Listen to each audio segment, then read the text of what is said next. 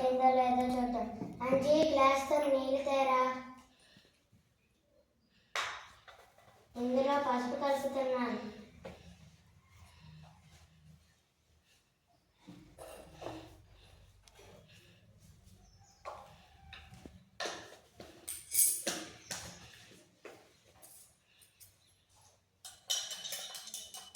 ఇప్పుడు ఎలా ఉన్నాయి? పసుపుగా ఉన్నాయి కదా. ఇది ఎర్రగా మారితే మీ కూతురు దెయ్యం ఉన్నట్లే.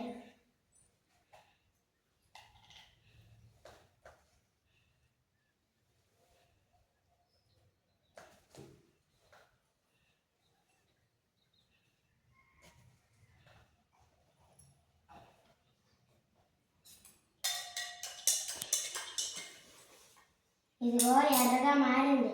మీ కూతురి దెయ్యం ఉన్నట్లే. పూజ చేయాలి.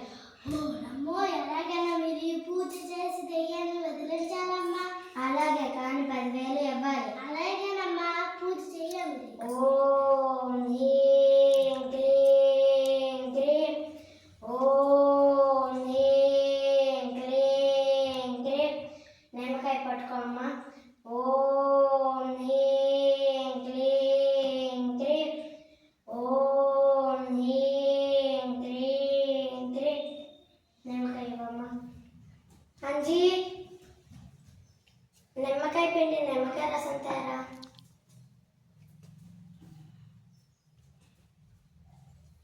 ఈ నీళ్ళు మళ్ళీ పసుపు రంగులో మారితే మీ కూతురు దెయ్యం పోయినట్లే. ఇదిగో పసుపు రంగులో మారింది. మీ కూతురు దెయ్యం పోయినట్లే. అమ్మా, ఇది నేను కూడా చేయగలను. ఇది దెయ్యం కాదు. ఏమిరా పిల్ల కుంక, నాకే ఎదురు చెబుతావా? అవునమ్మా, పసుపు నీళ్ళలో సర్ఫ్ గాని వంట సోడా గాని కలిపితే ఆ నీళ్లు ఎర్రగా మారుతాయి. అందులో మంత్రాలు చదవకుండానే నిమ్మకాయ పిండితే ఆ నీళ్లు మళ్ళీ పసుపుగా మారుతాయి. ఇది ఆ పదార్థాల స్వభావం. ఇది సైన్స్. అమ్మా, ఎప్పటికైనా మూఢనమ్మకాలు వదిలే. మరి మన అక్కకి అలా ఉంది. అక్కకి సెల్ ఫోన్ ఇచ్చావు కదా, అది రీల్స్ కి బాగా అలవాటు పడింది. పరీక్షలు అయి నువ్వు సెల్ ఫోన్ తీసుకున్నావు కదా, అందుకే అది అలా ఉంటుంది.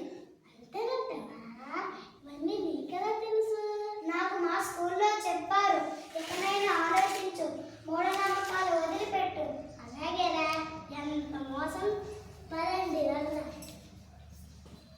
రే అంజీ, ఆ పిల్లడు ఏ స్కూల్లో చదువుతున్నాడు? గవర్నమెంట్ స్కూల్లో చదువుతున్నాడు.